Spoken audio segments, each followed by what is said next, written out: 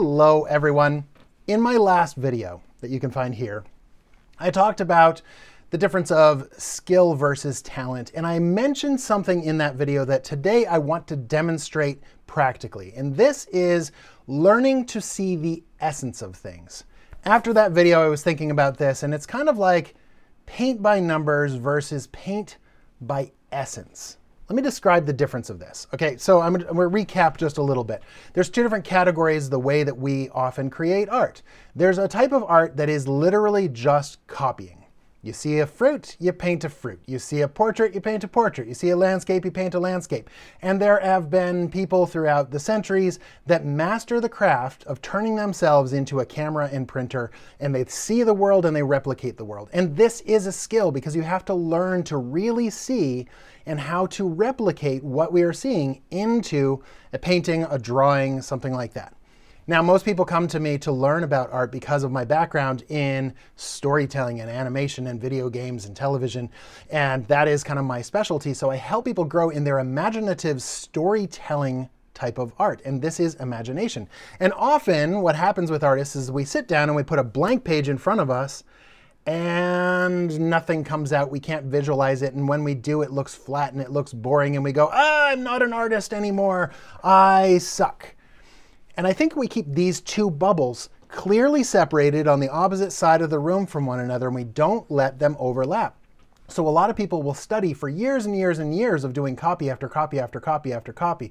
You'll do 10 years of figure drawing, and then you'll draw cubes to learn perspective, and then you'll do all these things in these separate bubbles of learning by copying, and then you don't know how to create. If that's you, this video is for you because I want to show you practically today a skill that can help build your imagination till you get to the point where you can sit down with a blank page and come up with something original and imaginative off of just the top of your head. But there is a transition between these two bubbles. There's an overlap here, and it is called extracting the essence. This is where reference comes in. Let me demonstrate this. Okay, so I took a class many years ago and I loved it, and it was an architecture class, and it was like, how do I learn how to draw architecture? What we did not do in that class was directly copy photos. So we didn't go to a place and be like, I'm sitting here and I'm painting that building. What we did was we learned to observe the patterns, the themes, the essence of things. So like, look at this. We started with ancient architecture. Let's go all the way back to Egypt and Mesopotamia and to the Incans and to the Mayans. And I know those aren't all incredibly ancient, but there are themes of large stone structures. And we learned to create brand new buildings that are our own imaginative designs that use the essence of this ancient architecture. And then we did East Asian pagodas, and then we did Indian structures, and then we did classical European structures, and then we did Renaissance European structures. And each of these cultures have themes and they have an essence to them. Like this Renaissance is just full of extra noisy detail and very sharp shapes compared to the beautiful curves. And it's also very full, but it's a very different look than Indian architecture. And this was fascinating. Like, I love looking for the pattern. Let me talk about music for a second. I talked about this in the last video, and I never thought I would do this on this channel, but let me give you a little music lesson. I'm gonna go over here to my piano. Okay, music is a great analogy for this because there is an underlying structure. There's two main ways to do music. One is to paint by number. You follow this pattern. There's a note on the page, you press the note on the piano and it corresponds. So as long as you learn to follow this and what the notes are, you can play music. That is paint by number. This is painting still lives and landscapes and portraits, and you are learning to look at the pattern, repeat the pattern. But if we're interested in creating imaginative artwork or composing original music, we need to ask questions deeper than what is the note on the page. We need to see the underlying structure. So really quickly, let me give you my quick little piano lesson that I never thought I'd do on this channel, but we have individual notes, A, B, C, D, E, F, G. And then it repeats, and it just keeps going up from there. Let's start with C. Now, there are combinations of notes that sound good together, and those are harmonies. And so if we have harmonies, These three notes sound good together, and those three notes make a chord. And a chord can be found like this. Your bottom note, if you want to do a C chord, is you start with the C note, then you do a 4-3 method. So you count up 4 notes, 1, 2, 3, 4, and then 1, 2, 3. That's how you find the pattern, and this pattern repeats. These 3 notes, and it goes all the way up those 3 notes. Now we have another way to do the 3-4 method, and that is to invert this. So we do C, count up 3, 1, 2, 3, 1, 2, 3, 4. Now these are our minor chords, and we can find any chord this way. Let's go to E. So E, let's do the major chord, 1, 2, 3, 4, 1, 2, 3. There's the major chord. Or you can take the middle note and just drop it down half a step. That's a minor chord. Now, if we take those notes and we put them together and we start adding, C, and then we go to A minor, and then we go to F, and then we do G, this is what makes up a song that a lot of people memorize.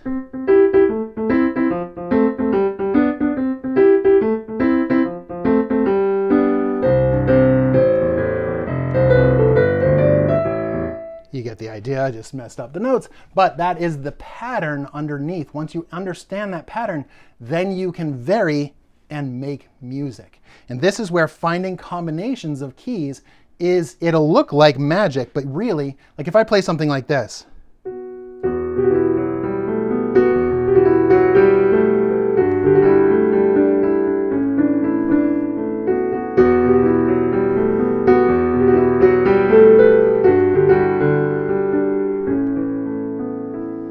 It may look complex, but it is just a magic trick. It's an illusion. It's basically E minor, G, A. That's it. And then it's just playing all the chords in between. Now there is one thing that I find really interesting about music theory is that there is the idea of dissonance. So these 2 notes together sound awful. By themselves, it sounds like a mistake. But it's interesting that within the context of other chords, that can actually sound really beautiful. So if we have a C, and then we add that extra note,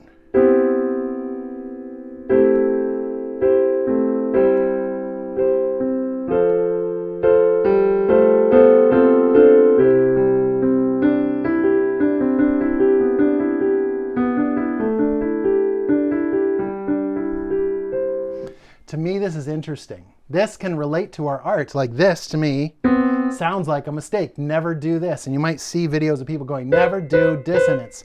But when you have a chord, you can add that dissonance and it will be beautiful. To me, this is like muddy colors in a painting. You might think never use that muddy color, but in the context of color relativity and color temperature, that muddy color might actually be the perfect thing to be in harmony, even though by itself, it looks like dissonance. Let's head back to the computer. So can you see the power of finding the chords, finding the structure where you can improvise? What's really interesting to me is that we can do this visually as well. If we can understand the underlying essence of something, we can then extract just certain parts and use it to our advantage. Let me show you an example. If I wanted to do an illustration of somebody hanging off a cliff, they're falling off of a bridge into a ravine. If I sit down and try to do that off the top of my head, one, the perspective is really difficult because probably we're going to want like really wide angle, 3-point perspective where you see down into a cliff. And then how do I find the right camera angle and a pose of a character? If I do Google searches, it's going to be really difficult. And then I'm going to be taking from somebody else's imagery that they've shot, and maybe there's copyright and I don't want to do that. And so I do a painting by myself off of just my head, and then it just looks wrong and the proportions are wrong. But if you learn to extract the essence, you can use photography to help you out. So I got my son Cedar here, and he laid down on the floor and we just kind of angled the camera and we did some video, and I extracted some frames from the video of like, what could we do to make it look like he's hanging off the edge of a cliff? So we chose this one, and then I moved it in the scene. And then I did a process where I want to extract the essence of this camera. How do I do that? Well, I've got a scene that has very distinct lines here going in the 3 different points of perspective. And if I just draw some straight lines over them, I can actually extract this camera and find my perspective. And I have demos that shows how to do this, but it's not that hard to look at something. So I'm going to extract the essence of the camera, and I'm going to extract the essence of his pose. And then I made a brand new illustration. And now this one was a demo, so I literally took his pose and his outfits and things like that and didn't really add a lot of creativity to it. But I did create this entire world and this dynamic pose without having to do it all out of my head. Can you see the power of this? It's like playing the chords and being able to see the essence of the chord structure underneath to create something dynamic. Let me show you another example. Last year I ran an apprenticeship where I had people and I helped them create illustrations and key art around an original story idea. And again, I have other videos about that if you want to see. But these were our main two characters. And I wanted to demonstrate how to make, in a single day, an illustration using these two characters. And the story is pretty crazy because it comes from a screenplay that was written specifically for this apprenticeship. And what I wanted was this crazy scene where this orc and this flowerkin, that's a created, made up creature. The flowerkin is very attuned with nature. And I wanted them, they have to travel across the world really quickly. So the flowerkin, says, hey, there's a bunch of these cats out here, these large cats. They're deer cats. So they're half deer, half cat. They have antlers. And they have to get across the world. So they have to tame them and say, hey, cats, will you help us get across the world really quickly? Well, the orc is used to battle and doesn't know how to connect with these cats. So the orc is chasing wildly in the background. And the flowerkin has already tamed one of these cats and made friends with it. That's the essence of the story. So when we go to create, I always love the teenager phase of art where you do really fast scribbles. And this is where real artwork starts. Even though I know how to make polished artwork. I painted this image in Photoshop, and then my next piece of art looks like this. And most people will be like, what is this? And you don't often share this. And this happens in real studios. This type of artwork is so incredibly common that in 30 seconds, you're trying to figure out the problems of where the camera will be. Now, I understand everything in this.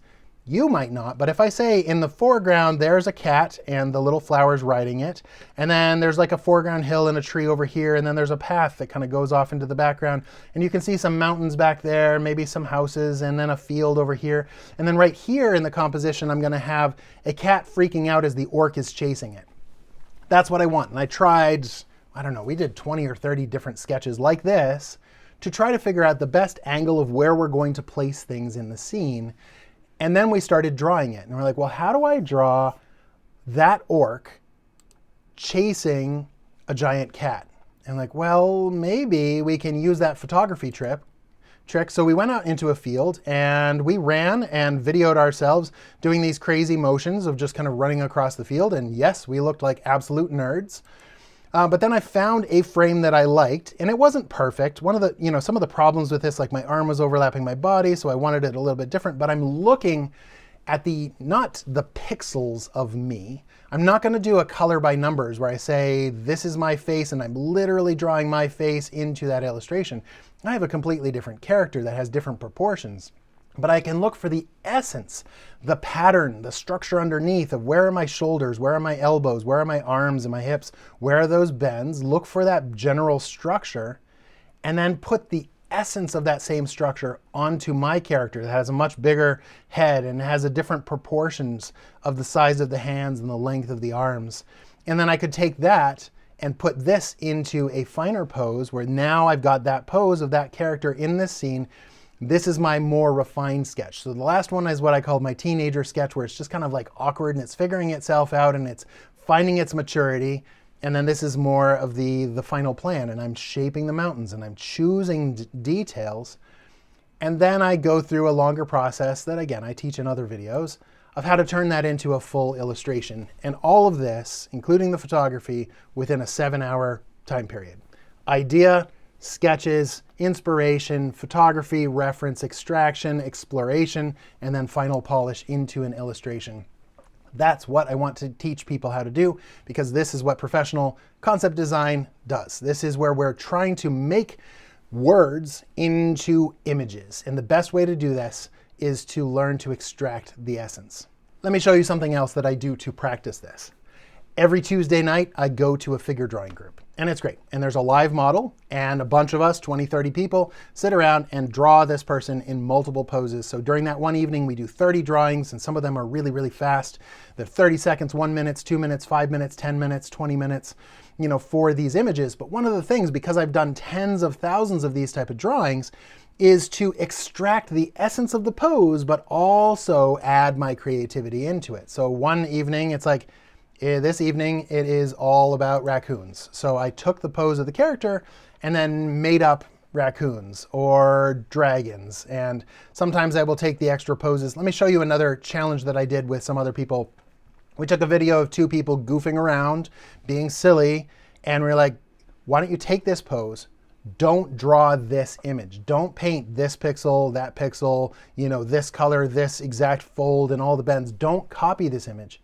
Extract the essence of it and make your own character in a similar pose. So you're not imagining the pose, you're extracting just the pose. Now I've done this with other images, so here's some other from that live drawing session where I have characters that I've turned into animals, and I think this is fun. This is where you overlap those 2 bubbles and you are taking things from real life, but not directly. Indirectly, you're taking the essence, not the pixels. You are not painting by number, you're painting by essence. And this is a powerful tool. Let me show you another way that we can do this.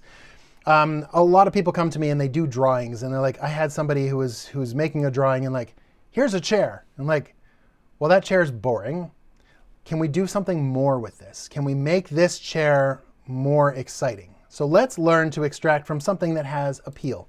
Let's look at Disney.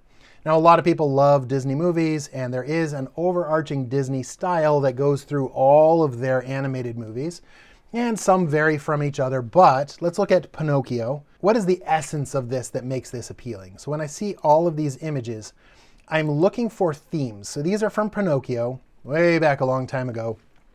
What is the theme of this? And the theme that I see, this same theme also repeats in more modern movies. So this is Tangled.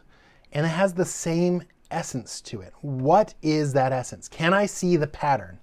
To me, the pattern is exaggerating features, over-engineering features. Look at the size of these beams. Look at the size of that chair. Rapunzel would not be able to lift it. That chair probably weighs more than she does. Look how thick that chair is. That would be heavy, heavy to lift or to move. And every beam, every column, that chandelier, this spinning wheel, it's just extra chunky. So that's what we want to extract. Look at Pinocchio and look at the size of the legs of the furniture, like this little stool, like everything is just kind of like exaggerated and fat. Let's try this in practice. So when I was working with this artist, I said, go find a real world object in your life. She's like, this microphone. Okay, how do we add the style of Pinocchio and Tangled to this microphone? How do we inflate it where every inch of this matters? And we drew a drawing like this, and this will cartoonize it because we learn to see the Disney cartoonized essence of this. Let's do this with a chair. So here's a chair that looks like it was bought at IKEA, and here's a chair that looks like it was out of Pinocchio. There's a little bit of Renaissance, a little bit wood in there. You kind of like inflate this a little bit. That is the essence. Let's do this again. Let's take a photo of a car. How do we give that kind of cartoony essence, the style? How do we extract that style onto this object? So we're taking from 2 different places and merging it together. And I know these are kind of quick sketches, but can you see how just exaggerating a little bit of the proportions gives me a much more playful image? Now, I had seen an image one time that I really liked, and that was like these little hovering cars. And I like this style even more than my Disney style. Can I now take that car and make it in this style? I don't remember where this artist came from. So if this is your art, I love your art, and it's really amazing. And I wish I could find who you were. This was on Pinterest somewhere. But I really love this. How do we merge these two into my own original piece? And this is what I would do. I'm like, well, it has this hovering ability, and then let's really exaggerate the cab of this and really shrink down the front hood of the car and make those headlights a little bit smaller. And now this is extracting the essence of these two styles together. Now, in my courses, I teach how to do this with light. So if you go to my site and you take my painting light courses, I teach you how to take an image and to see it in lots of different lighting scenarios and how to extract lighting. Not just color palette, lighting. We're looking at the amount of atmosphere. We're looking at the amount of glow. We're looking at the way the colors work together to be able to do the same piece over and over and over with lots of different types of light. So all that to say, learn to paint by essence, not by number. Painting by number first is a great way to start. Learn to copy, learn to observe, but as we want to get to a more imaginative work, remember we can do this middle step. I'd like to do one last demonstration for you, and this is capturing the essence of a location. So I live in the Pacific Northwest of the United States, and it is stunningly beautiful here. We have rainforests, we have ocean, we have big glacial covered peaks, and it's just stunning. And I live here on purpose because now that I have my own company, I don't have to live in one of those big cities, and it's just epic and beautiful. My last video, I actually walked through one of the forests in the state park, and then there's actually two state parks right next to each other. And so I went there and I took over 100 different photos, and I'm going to study them and I'm going to show you what I'm looking for. I'm looking for the themes, the underlying chord structure underneath this. And I want to make a painting that has the essence of the place, but isn't just a copy of one of these pictures. So this could be a nice painting as is, but I don't think that this really captures the full essence of the place. Let's look through some of these photos. So there's rocks, and there's water, and there's roots, and there's all kinds of stones that are coming through the forest, and lots of thick moss. There's ferns. Even though it is the beginning of February, there is, it's always green here. I love that everything just kind of grows on top of each other. So like this tree clearly was here a long time and this rock was there. And so like the rock just kind of like, stood its ground and the tree kind of grew around it.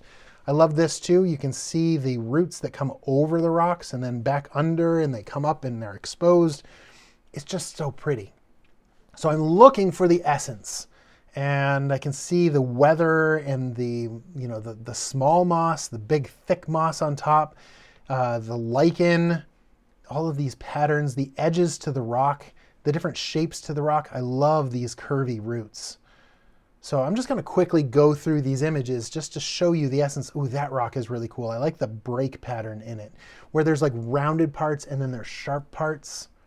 I love all of these overlapping root structures. I love the ones that are exposed and then the ones that are covered in moss. This is so very cool. So I'm just studying. I'm out there studying the essence, not just looking for a photo, because this would be an ugly painting. If I painted this exactly, it's just not going to be a nice painting. It's not composed well. There's no focal point to it. This is just kind of a blah, image, but I love some of the shapes. So I can extract some of these shapes, some of these patterns. I like the rounding on the edges of some of these rocks just from wear and tear over the millennia of how long these rocks have been there. I love seeing the color of the water, that kind of like green essence of the translucency of the water. Oh man, it's such a beautiful place. This is one of the things that I love about having my own company, is that I can, on a beautiful day, go out and study nature and sit here and take pictures and I'm working. I'm going to paint, and I'm finding the essence to share with you all because it's such a beautiful place. It needs to be shared. Okay, here I walked further into the forest. This is where I was hiking in the last video. Look at this moss growing on trees, and then there's ferns growing in that moss. That's so cool. I want to have that in my painting. I like the texture of the bark. And looking up close at how that moss is made, it's almost like miniature little ferns, and then there's bigger ferns growing out of it. Okay, I like these little mushrooms that are growing too. This isn't the time of year for a lot of the mushrooms. Sometimes a year these are growing crazy everywhere, but those are pretty awesome. I like the stream. So there was the water of the ocean, then there's the clear water of the stream that's flowing down into the ocean. And I'm looking at how clear that water is and how kind of orange and green it gets through the surface. Such a beautiful place. So much to find the essence of in this place. Okay, so what do I do with this? Well, I want to make an image that encapsulates all of that. So I've already done a sketch so that I don't have to sit here and paint for a really long time. And here's what I came up with. Now this is my teenager sketch. This is the rough idea. I want to have a big boulder right here in the middle, and then I want to have a tree coming up because there was a lot of the big trees, and then I want ferns coming off that tree. I want to show those roots coming down over the rocks. I want to have like a pebbly shore, and then I'm envisioning this as a river that's going to flow out into the bay out there, into the salt water out that way. I want to have little mushrooms growing on the tree and a lot of plants in here. And then maybe I have like a foreground element repeat into the background to show some scale and depth of more trees in the distance, more boulders in the distance. So I took this and I took about 2 or 3 hours and I painted this. So this is a brand new painting. There was not a direct copy, but I've referenced all of the best elements of this, tried to put in some of the light and the atmosphere and the colors of the water to come up with this look of this final painting. And this is what I want to encourage you all to do, to learn how to do. This takes a while to learn. This is not a overnight skill magic trick that I can give you, but this is something that can be learned, and you're going to have to pull on copying, reference in essence, really study things and start to imagine things, but you don't have to imagine everything. You can use this reference. It's going to be so good for your art. And if you do this enough, pretty soon you'll be able to paint alien landscapes that have never been seen before, all kinds of crazy things that come from pure imagination using this reference.